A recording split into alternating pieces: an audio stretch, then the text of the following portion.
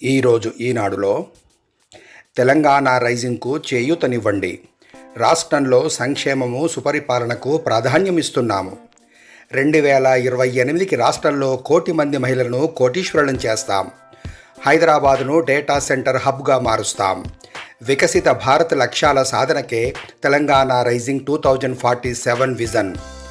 నీతి ఆయోగ్ సమావేశంలో ముఖ్యమంత్రి రేవంత్ రెడ్డి. రానున్న వర్షాకాలంలో వానలు, వరదల కారణంగా ఆహార ధాన్యాల నిల్వ, రవాణాలో ఇబ్బందులు వస్తాయని కేంద్ర ప్రభుత్వం భావిస్తుంది. ఆ కారణంగా 3 నెలల సన్నబియ్యం ఒకేసారి పంపిణీ. జూన్, జూలై, ఆగస్టు నెలల కోట జూన్ 1 నుంచి అందజేత. గోధుమలు, చక్కెర కూడా. రేషన్ తీసుకోవడం లేదు. కార్డుదారులు ఏమయ్యారు? సన్నబియ్యానికి ముందుకు రాని వారు 1,62,773 మంది. జిల్లాల వారీగా కొనసాగుతున్న విచారణ. ఇప్పటికే 6,000కు పైగా కార్డులు అనర్హమైనవిగా గుర్తింపు.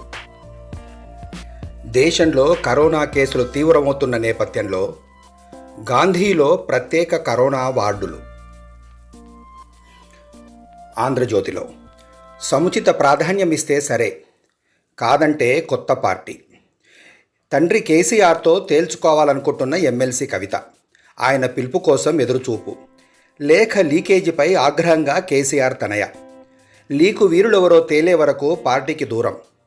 పార్టీ పెడితే తెలంగాణ జాగృతే. రోజంతా ఇంటికే పరిమితం. భర్త తరపు కుటుంబం, సన్నిహితులతో మంతనాలు. కనీస మర్యాద లేని తెలుగు చిత్ర పరిశ్రమ. రిటర్న్ గిఫ్ట్ ఇచ్చినందుకు పవన్ కళ్యాణ్ కృతజ్ఞతలు. ప్రభుత్వంతో వ్యక్తిగత చర్చలుండవు. సినిమా సంఘాల ప్రతినిధులు రావాల్సిందే. థియేటర్ల బంద్పై ఏపీ డిప్యూటీ సీఎం కార్యాలయం. థియేటర్ల బంద్ లేదు. సమస్యల పరిష్కారానికి కమిటీ. తాండూరులో భారీగా అక్రమ రిజిస్ట్రేషన్లు. అక్కడి సబ్ రిజిస్ట్రార్ కార్యాలయంలో 4 రోజుల్లోనే 224 రిజిస్ట్రేషన్లు. సాధారణ రోజుల్లో 10 నుంచి 15 లోపే. స్కానింగ్ పెండింగ్తో బయటపడ్డ వైనం. ఇన్ఛార్జ్ సబ్ రిజిస్ట్రార్పై వేటు. సమగ్ర విచారణకు అధికారుల ఆదేశం. సాక్షిలో కేరళ చేరిన నైరుతి.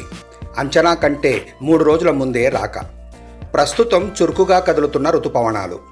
3 రోజుల్లో తెలంగాణలోకి ప్రవేశం. నేడు, రేపు కొన్ని చోట్ల వర్షాలు. నమస్తే తెలంగాణలో రేవంత్ దిగిపో, నైతికత ఉంటే రాజీనామా చేయి. కేటీఆర్. నేషనల్ హెరాల్డ్ కేసు ఛార్జ్షీట్లో సీఎం పేరు ఉండటం తెలంగాణకే అవమానం. నిష్పక్షపాతంగా విచారణ జరగాలంటే రేవంత్ తప్పుకోవాలి, లేదా అధిష్టానం తప్పించాలి. కోవిడ్లో కొత్త వేరియంట్లు. దవాఖానాలను అప్రమత్తం చేసిన పలు రాష్ట్రాల ప్రభుత్వాలు.